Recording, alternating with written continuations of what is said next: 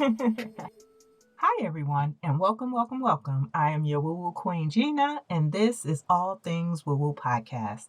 I want to warmly welcome you into my sacred space where I will share with you the deepest parts of my woo woo self in the world of woo woo. Now, you can be anywhere in the world, and you chose to be here with me on my very first podcast ever. And for that, I am forever grateful. What you get from spending your time with me today is everything the universe has to offer. On the other hand, I am just a messenger. Please, my woo woos, please, please, please don't shoot the messenger. All Things Woo Woo podcast will explore the world of woo woo, sharing with you all the ways in which you can use woo woo to enhance your human experience, manifesting the life you want using your intrinsic gifts and capabilities. We are powerful sentient beings, my woo-woos, with abilities far beyond our wildest imaginations. And on this podcast, you will learn ways to tap into that power, harness abundant information, knowledge, and wisdom from the divine realm of infinite possibilities. Join me, your woo-woo queen, here every week for a new woo-woo episode. All Things Woo Woo streams on all platforms, and you can subscribe on Patreon to get the latest information, notifications, and direct messages delivered straight to your inbox. We are about to embark on a magical journey, one you will find yourself fully immersed in once you start to understand and begin to unlock the infinite potential that resides in the world of woo woo. Now, when I refer to the term woo woo, I am talking about superconscious and mysticism, and not the cocktail. There is a cocktail drink named woo woo. However, for those of you who did end up here possibly looking for the recipe, no worries, your girl got you covered. It's made with vodka, peach schnapps, and cranberry juice. So please go and make your drink, then come back, spend a little time with me, your woo woo queen Gina, and enjoy your cocktail in the world of woo woo.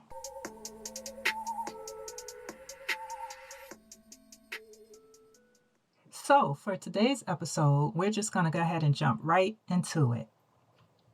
Before we get started, I just want to give a disclaimer that while there's light at the end of the tunnel, because we all know that there is nothing but light and love when it comes to woo woo, this episode will go a tad bit gloomy. I talk a lot about my personal experiences with woo woo, and I give background on my story, where I come from, how I grew up, and it just, to be frankly honest, wasn't that pretty.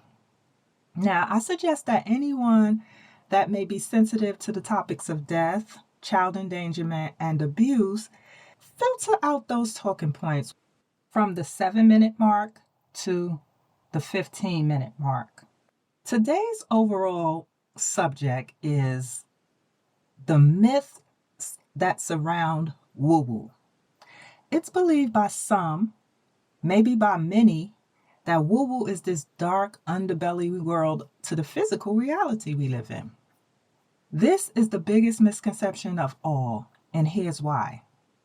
Many, when connecting with their woo woo self, do so in some form of meditative state.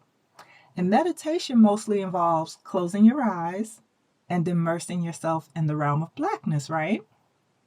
However, my woo woo can be utilized standing in the middle of a beautiful park on the brightest of sunshiny days as you watch the lovely children running around, exploring all that nature has to offer, right?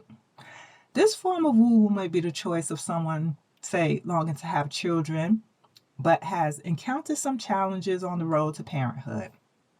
You have to immerse yourself in the world of desire to connect with the true reality of having that desire in your life.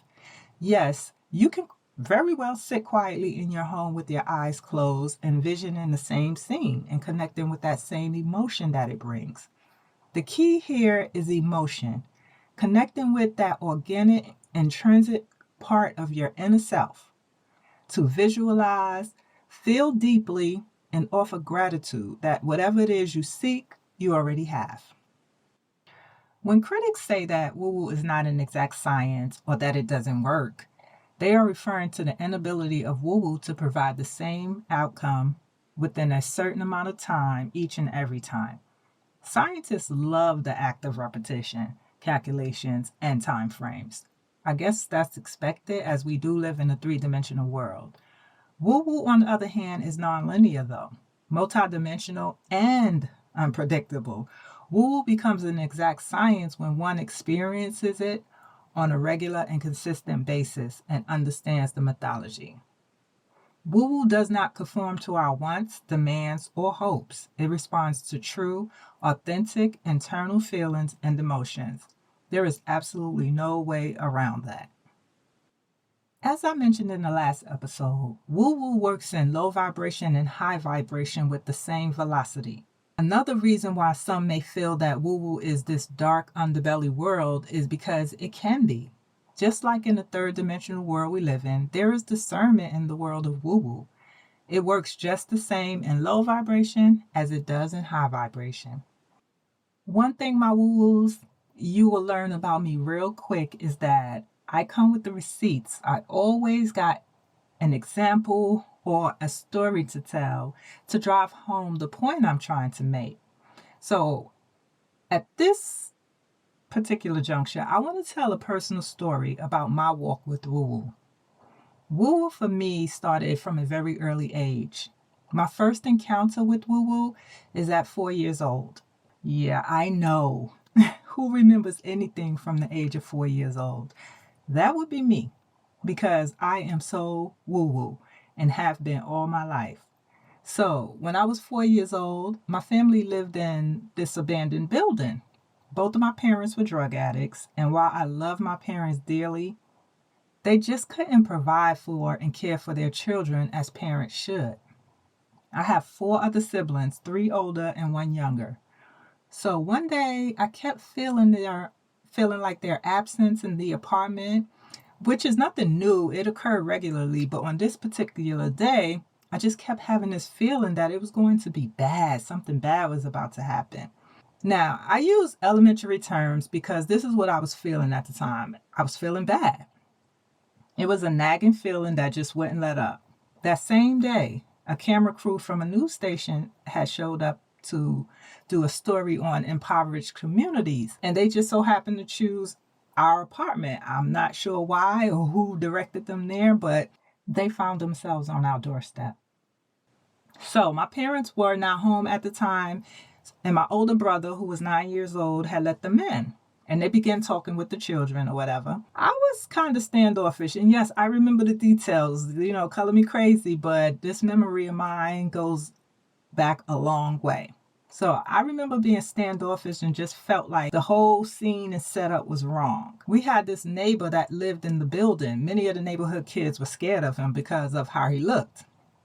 Now, this guy, bless his heart, he was so sweet, but he wore all black year round. Scully hat, outer coats, combat boots, black shades, and it would be the dead of summer. I promise you, and I kid you not, when the other kids saw him coming down the block, they would cross the street. They didn't want any parts of him. Me on the other hand, I was a different kind of kid. I was a feeling kid more than I was a thinking kid. And reading energy came quite naturally for me. And his energy was attractive to me for some reason. He didn't talk much, but he would always acknowledge my presence when I walked beside him, trying to figure him out. Mostly why he carried this cloth bag that hung from his belt buckle. It was full. You could tell it was full because it hung there. It was heavy. So many of the other kids, they speculated that it was money in the form of coins because it jingled as he walked. Because I walked with him a couple of times, I knew it was because of his huge key ring and all the keys that he had on it that he jingled. So it wasn't this pouch. So I was curious about that. As we walked side by side, he would look down at me like curious, just as curious as I was, and I looked up at him and we never spoke a word, but our energy was mutually felt. I didn't do this every time I saw him walking down the block, but I did it frequently enough to build this unspoken rapport with him though. So on the day that the camera crew showed up, I ran to his apartment and I told him to come. He came to our apartment and stepped in as if he was taking care of us at the time, immediately telling the camera crew they had to go, they had to bounce.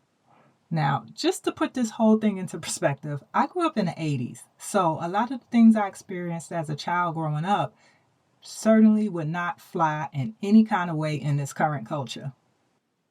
That incident that I speak of with the camera crew is just the first occurrence I remember. It's the first time I remember feeling such a deep, intense feeling that something was about to happen. I just didn't know what, but I knew it was not good. It wasn't a good feeling. It made me uneasy. That incident preceded a string of so many others. The second one I remember, I was 6 years old. Again, it was a deep feeling that led me to the dead body of my father's friend, whom we affectionately called Cat Eyes. We called him that because he was a black man with green, grayish eyes. I mean, his eyes were absolutely beautiful. Now, I'm not going into details about what happened. That's a story for a different day. However, I'm trying to set the precedence for why many believe woo-woo to be this dark underbelly of a thing. It just seems to me that during those times that it was just bad things happening. So in my history and my experience during those early years in my life, I experienced this, or I have the memory of woo-woo being a negative thing. The next occurrence for me, I remember so vividly. It was at 7 years old. I saved my family from a deadly fire as a result of my deep feelings and uneasiness once again. On this particular night, for some reason, that feeling that I had, it made me want to sleep in an area of our apartment where I could smell the smoke sooner than if I had been in my bedroom with the door closed, which was the case most of the time. Now, if almost dying in a raging fire was not enough to traumatize a child, that same night, I started to have that deep, uneasy feeling in the pit of my stomach when a male friend of the family offered for my baby sister and I to come stay with him at his house because we had nowhere else to go. My mom was distraught. She didn't know what we were going to do that night. I knew without a shadow of a doubt that his offer would equal more trauma for me. And unfortunately, I was right. That night, I was raped by him. From 7 years old to the next occurrence, there were so many instances, all primarily negative. When I was 29 years old, this next occurrence involved the death of my mother. Again, I'm not going to go into details surrounding the event, but I will say the last time I saw my mother, I knew it would be the last time I saw my mother and the capacity of being of sound mind and somewhat sound body. It was the occurrence with my mother that made me feel that I wanted nothing to do with woo-woo.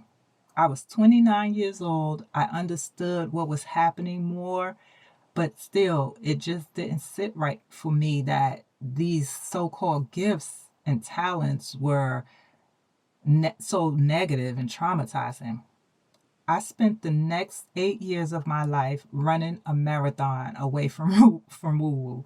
I laugh, and that's just because people that are, uncomfortable, that they tend to laugh. So if I laugh during moments where I'm speaking of something serious, it's because it's uncomfortable to think about, or there's some type of residual feeling from that. I would hear people say all the time that having certain woo-woo abilities was a gift from the divine, but I, on the other hand, I was convinced that it was this most awful joke that the divine had played on me. I felt as if it was such a gift, why did it feel like a curse? I was mind fucked by woo-woo for a long time until I had to stop running and pay attention to how I was supposed to be using my abilities. I was 37 years old when I crashed and burned running from woo-woo. Again, an explosive negative interaction with woo-woo left me scarred, confused, and traumatized. However, it would be the last time. That event, which almost took me out, also saved my life. Since then, I have found the light in the world of woo-woo, I was in the world of darkness for roughly 4 years after that event. I started on my journey of awakening in 2015, and I have not looked back since. Just as many examples as I gave to express why some consider woo-woo to be this dark thing, I can give equally to show its light. When I stopped running and started listening to what spirit was trying to tell me, I started to see the magic of woo-woo. Woo-woo brought me out of the darkness that I believed it had put me in only 4 years earlier. Woo-woo lit a spark in me that has been burning bright ever since. The more I tuned into it, the more I heard. It began to lay the foundation of how to best navigate its magical waters. Running from woo-woo didn't serve me. Running towards it has blessed my life exponentially. And since I have not encountered any negativity when tapping into my woo-woo self. What I have come to see and understand is that woo-woo operates in the world of high and low vibrations with equal velocity. I repeat that again. Unfortunately, when I was a child, the world I was immersed in, drug addiction and abuse, I experienced woo-woo as a negative thing. I was exposed to all sorts of dangers, so my intrinsic nature was to feel when negative things were about to happen. Looking at it in hindsight, woo-woo actually wasn't the negative, it was the warning and the protection I needed as a child. As a child, there was nothing I could have possibly done to avoid those situations and encounters. I did tell my mom I did not want to go to the friend's house, but because I could not express to her in words why and what I was feeling, she took up the offer anyway because to her she felt there was no other alternative. Since embarking on the path to enlightenment and the understanding of the world of woo-woo, I have been in and remain in high vibrations, and woo-woo has made some wonderful high vibrational things happen in my life. I feel inclined to give examples since I so readily did for the opposite end of the spectrum. My first high vibrational encounter with woo-woo was just a year after I had had my revelation that led me on the path of seeking woo-woo and not running from it. This was 2016. I'd been following this reality TV show where I became fully immersed in the life story of one of the characters on the show. Now, I've been a writer all my life, starting from a very early age with journaling. And watching their story unfold on my TV screen week after week, I became energetically connected to the person. I would think to myself every time, they need to write a book to fully tell their side of the story because I felt like they wasn't getting a fair shot on the show. That editing or whatever the case may be, the person that, they were telling a story about and with just didn't give them the proper platform and opportunity to fully tell their side of the story. So it seemed one-sided to me. So week after week, the feeling just got more and more intense until one day I decided to write a snippet of that person's life just from what I had learned about them on the show and doing internet research. And I sent it to them on social media, urging them to write a book. They were very, very intrigued about what I'd sent and agreed to me writing their story. How insane is that? Now, again, just like the other examples, I will not go into details about the person or the experience, but woo-woo was present all up and through that entire experience. Following that, I wrote and published 2 of my own books, something I'd also been wanting to do and used woo-woo to help me get it accomplished. The next major thing I used woo-woo to materialize in my life was in 2019. That whole year, I would tell anybody that would listen that I wanted to operate and have a restaurant. It didn't matter that I didn't see a way for it to happen in such a short time. I had since started to understand how woo-woo worked. So I just connected with the intrinsic desire for a restaurant and how I thought I would feel having one. I kid you not, my woo-woos. I promise you, I kid you not. I started at the top of the year, December 25th, 2019. I was given the keys to a fully functional, already in business restaurant to run and operate as I saw fit. I damn near lost my shit when I realized my capability to manifest whatever it is that I desired. This next occurrence happened in 2020. Now, when I tell y'all this, a lot of y'all might just switch the channel on me and never look back. But it's my truth. I stand in my truth and I'm sticking to it. My woo-woos, I indirectly caused the coronavirus pandemic. Okay, so let me explain. Of course, I did not use woo-woo to create a situation that would cause the destruction that the virus caused. I would never desire such a thing in my spirit. But like I said earlier, woo-woo is unpredictable in its ways of manifestation, and we have no control over that. So why I feel that I indirectly brought about this is because for a year before the pandemic hit, I would say a quote almost every day as a part of my meditation.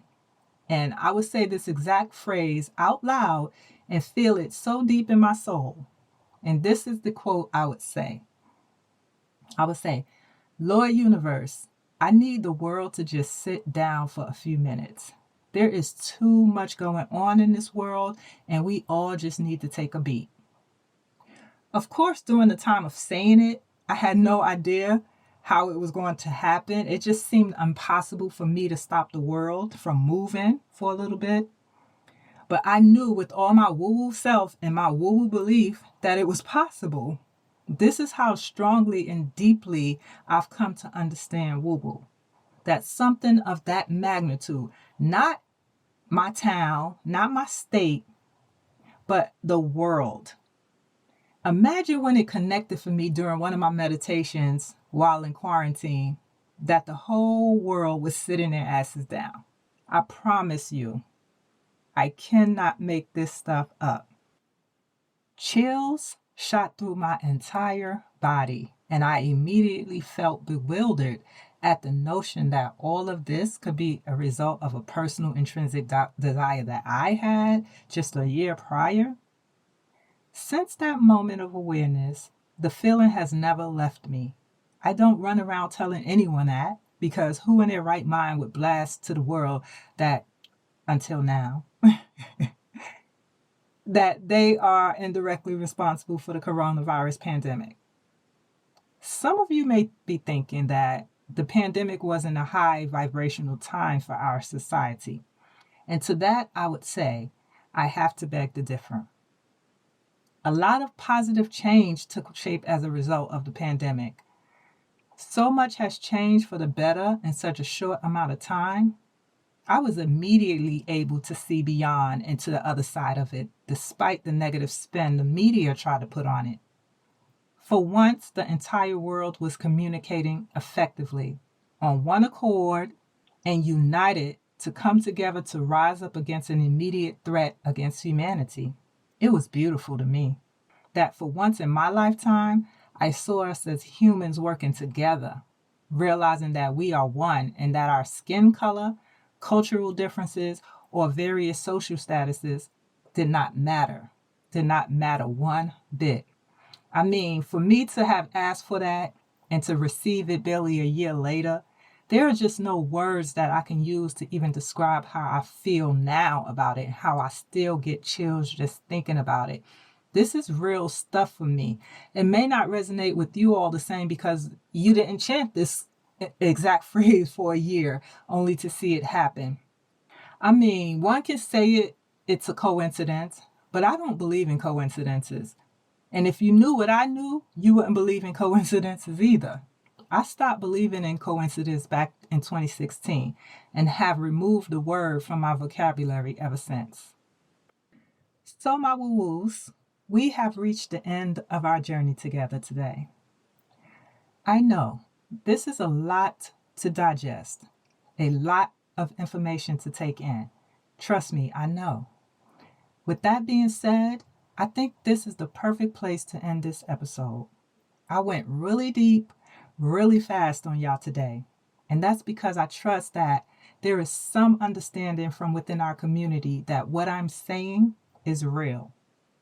I gave personal accounts of my experiences with woo-woo simply because putting myself in a teaching role and an influential role that it's only right to share reasons I feel knowledge enough to speak on the subject matter.